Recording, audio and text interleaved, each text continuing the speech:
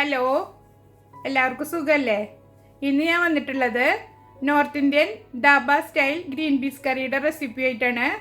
ഇത് north Indians ചപ്പാത്തിയുടെ കൂടെയാണ് കഴിക്കാറ്. നമുക്കിത് അപ്പത്തിൻ്റെ കൂടെയും പത്തിരിയുടെ കൂടെയും എല്ലാത്തിൻ്റെ കൂടെയും കഴിക്കാം. ഉണ്ടാക്കിയെടുക്കാനും എളുപ്പമാണ്.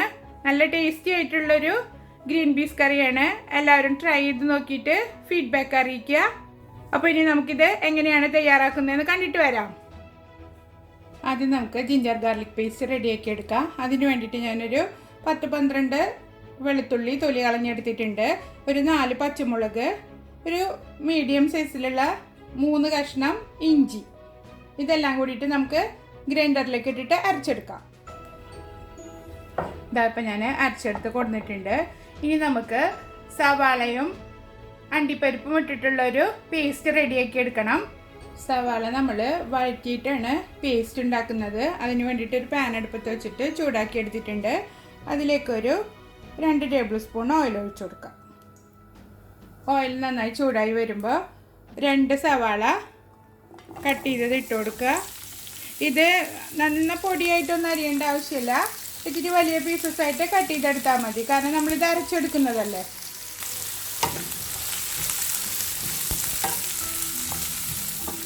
സവാള ഒന്ന് വാടി വരുമ്പോൾ ഒരു 10 കാഷ്യൂനട്ട് ഇട്ട് കൊടുക്കുക. എന്നിട്ട് രണ്ടും കൂടി വഴറ്റിയെടുക്കുക. ഗോൾഡൻ കളർ ആവൊന്നും വേണ്ട, നല്ലോണം ഒന്ന് വാടി കിട്ടിയാൽ മതി. അതാ വാടി വന്നിട്ടുണ്ട്. ഇനി തീ നിർത്തി കൊടുക്കുക. എന്നിട്ട് നന്നായി തണുത്തതിന് ശേഷം നമുക്കിത് അരച്ചെടുക്കാം. നന്നായി തണുത്തിട്ടുണ്ട്. ഇനി നമുക്കിത് മിക്സിയിലിട്ടിട്ട് അരച്ചെടുക്കാം. ഇതിനി നന്നായി അരച്ചെടുത്തിട്ട് കൊണ്ടുവരാം. അപ്പോൾ അതാ ഞാൻ അരച്ചെടുത്തിട്ടുണ്ട്. ഒട്ടും വെള്ളം ചേർക്കാതെയാണ് അരച്ചെടുത്തിരിക്കുന്നത്.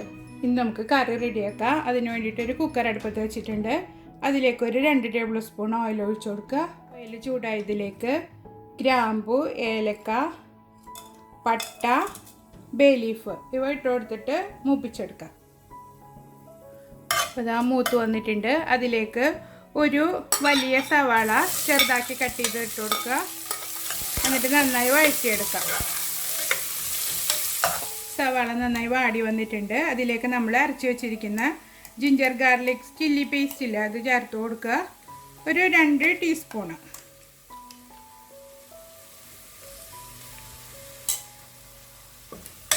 എന്നിട്ട് നന്നായി മൂപ്പിച്ചെടുക്കാം. ജിഞ്ചർ ഗാർലിക് പേസ്റ്റ് നന്നായി മൂത്ത് വന്നിട്ടുണ്ട്. അതിലേക്ക് ഗ്രീൻ പീസ് ഇട്ട് കൊടുക്കുക.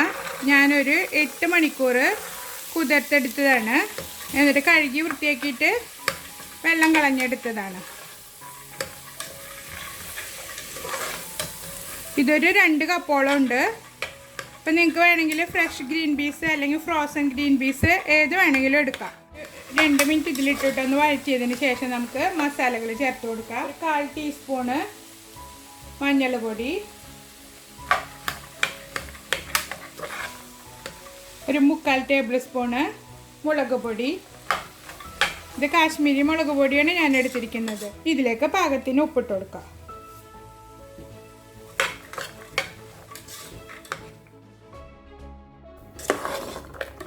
ഒരു 3 വലിയ തക്കാളി അരച്ചെടുത്തതാണ് ഇതിലേക്ക് ഒഴിച്ചിട്ടുള്ളത്.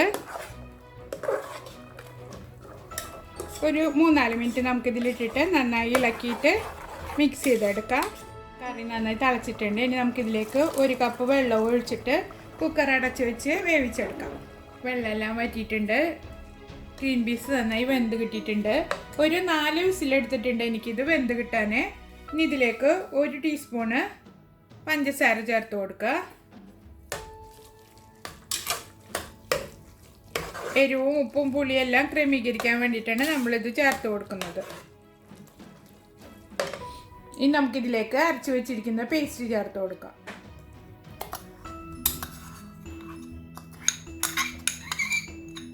പേസ്റ്റ് ഫുള്ള് ചേർത്ത് കൊടുത്തിട്ട് നന്നായി ഇളക്കി മിക്സ് ചെയ്തിട്ട് ഒരു 1/2 കപ്പ് വെള്ളവും കൂടെ ഒഴിച്ചു കൊടുക്കാം.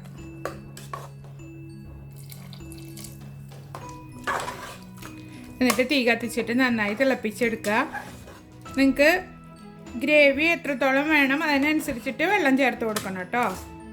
ഒരു 1/2 ടീസ്പൂണ് ഗരം മസാല കൂടി ചേർത്ത് കൊടുക്കുക.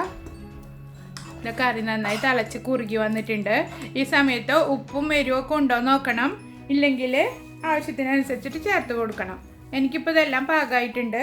ഇനി ഇതിലേക്ക് അല്പം കസൂരി മേത്തി കൈകൊണ്ട് ഒന്ന് പൊടിച്ചിട്ട് ഇട്ട് കൊടുക്കുക.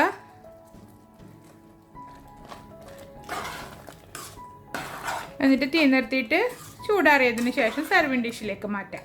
കറി ഞാൻ സർവിങ് ഡിഷിലേക്ക് മാറ്റിയിട്ടുണ്ട്. അപ്പോൾ എല്ലാവരും ട്രൈ ചെയ്ത് നോക്കുക. എന്നിട്ട് ഫീഡ്ബാക്ക് അറിയിക്കുക. അടുത്തൊരു വീഡിയോയുമായി വീണ്ടും കാണാം. ബൈ.